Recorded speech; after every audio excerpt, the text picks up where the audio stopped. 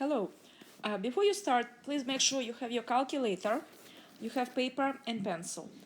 Don't worry about copying tables or formulas or taking any special notes. Everything you need you will get in class tomorrow. But you will need to write down some computations and calculate them actually.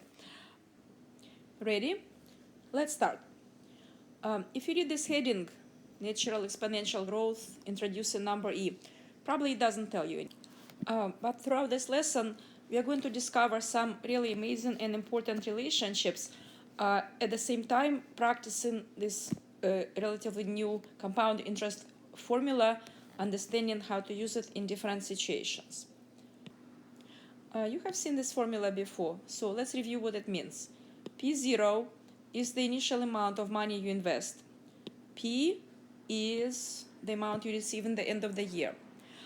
If R is the annual percentage rate, we usually write it as a decimal because instead of saying that we are taking, let's say, 130% of the initial amount, we are multiplying the initial amount by 1.30, meaning that we keep our 1 or 100% and add 30 hundredths of it. When we do it once a year, that's all that happens.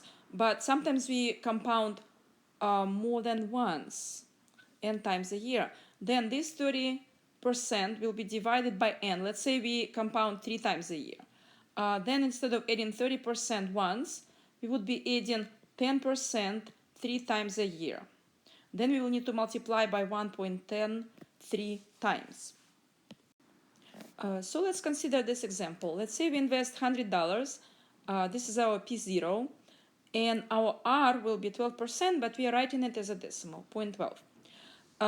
Annual compounding, we only do it once. So we just keep our original amount and add 12 hundredths of it. In other words, we multiply our $100 by 1.12, and of course we get $112. If you do it twice a year, think what happens. We take our 12%, which is 0.12, and we split it in two. So now we are going to add only 6%, but we are going to do it twice a year, and that's the amount we are going to get. Think what happens next. Pause and think for a second. Okay, so we are going to invest our original $100, and keeping original amount, we are going to add our 12% a year, but we are going to split it in 4 portions now. So instead of adding 0.12 once, we are going to add 3%, but we are going to do it 4 times a year. So we need to raise it to the 4th power. Calculate what you're going to get. Also, continue with all these computations. What happens if you invest 12 times a year, every week, every day, every hour? Write on paper your expressions. It's really important practice. And when you get to your final result, then you're going to come back. Please observe the results, what you're going to get. We will discuss it when you come back. For now, pause. Okay, welcome back. Let's check what happened. Don't just check your results. Let's look through some of these steps. For example, when you compound monthly, instead of adding 12% once, you're adding 1% every month, and so on. I hope you notice what's happening with these results. If you look carefully, the more frequently you compound, the higher your amount is. Maybe you were hoping you can become millionaire if you compound very, very frequently. Oh well, probably not. As you see, the amount is going slowly. Moreover, every time you compound more frequently, this increase is slowing down. It looks like this amount is not going to grow much bigger. Let's see why. You probably think, oh, another table. Oh, but it's worth it. Just be patient. Let's consider completely unrealistic situation. Suppose we invest $1 and the annual percentage rate $100. Think about this. If amount grows $100, it's actually doubles, right? So we convert 100% into a decimal, but it becomes a 1. So we are adding 1 to already existent 1 whole amount. We're adding 100% to 100%, and our amount doubles. It should make sense to you.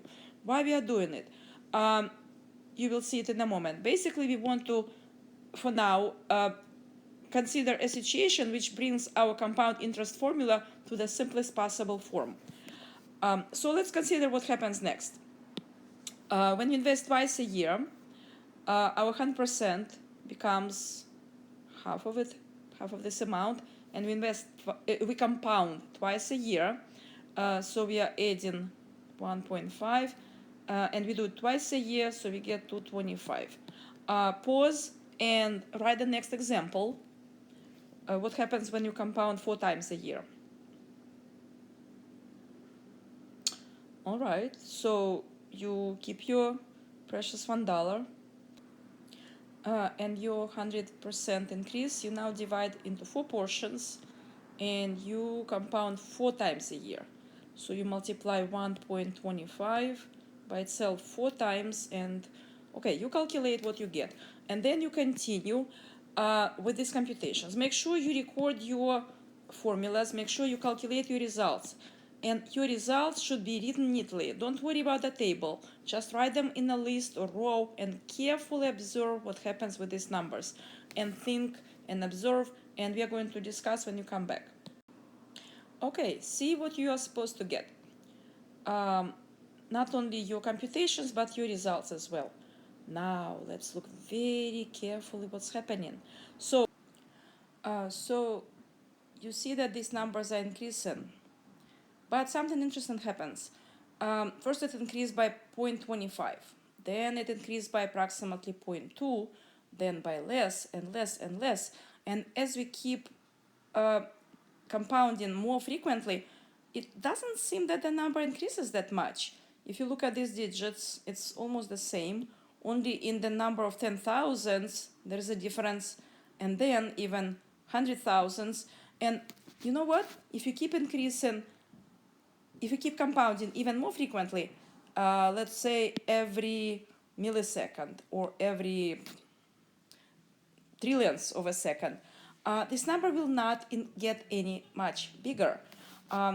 So we now need to use our imagination. Let's imagine that we compound continuously, in other words, all the time, continuously. In other words, number of increments n is approaching infinity. Then look what happens.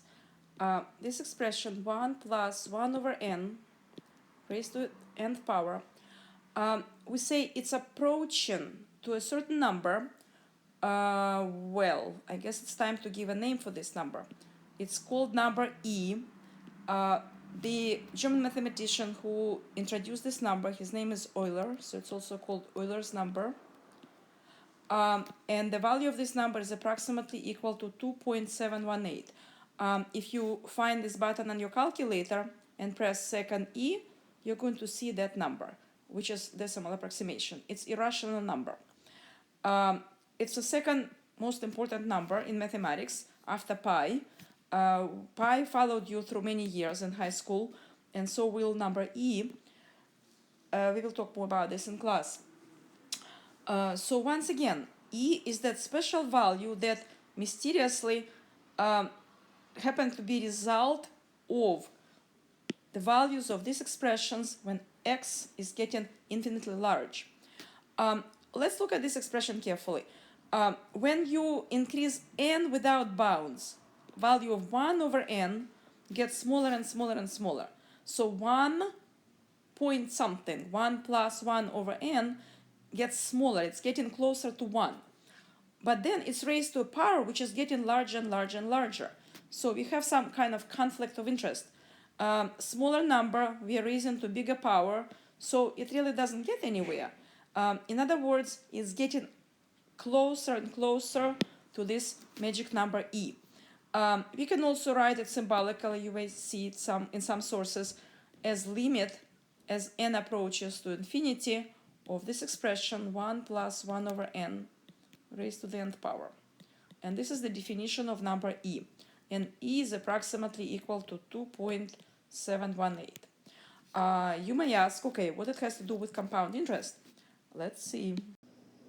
Remember in the first section of this video, we were talking about using this compound interest formula for several scenarios. When you compound once a year or 4 or 12. At the end of the table, we realized that as you compound more frequently, our amount accumulated by the end of the year increases, but it really doesn't go much more.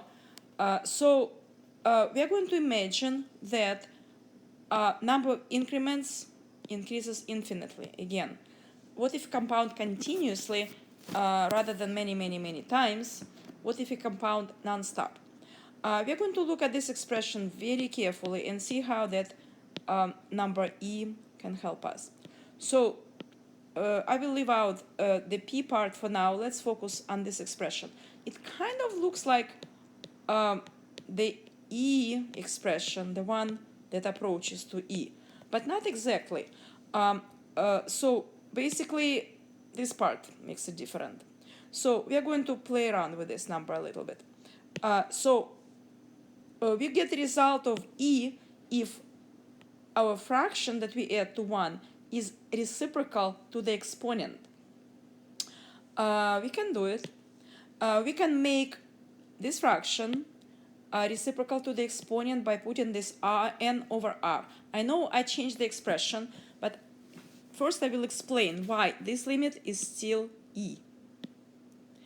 R is a finite number, and n is infinite. When our finite number is divided by infinitely huge number, it approaches to 0 just like 1 over n approaches to 0. And this exponent is reciprocal to this number. So this relationship is maintained here. This is why the limit is still e. Okay, this is a real complicated issue. If you feel it somewhat, be happy about this. If not, oh well, you just have to believe me for now until you learn better about this in pre-calculus and mostly calculus. But let's see how we can use it. For our compound interest formula, we still don't want this r, but we can actually fix this by raising this expression in the r power. You know enough about rules of exponents to understand that when you raise this power to power of r, the exponents multiply, and your r will actually cancel, and you end up with the original expression. So we want to understand what happens with this expression. P equals P0, 1 plus r over n raised to the n power when n approaches infinity, when n becomes infinitely big, when you compound infinitely many times a year. So we just transformed it in the following way. We divided by r, then we raised this whole thing to the r power, so it didn't change. This part is approaching to e. So everything else I just copy.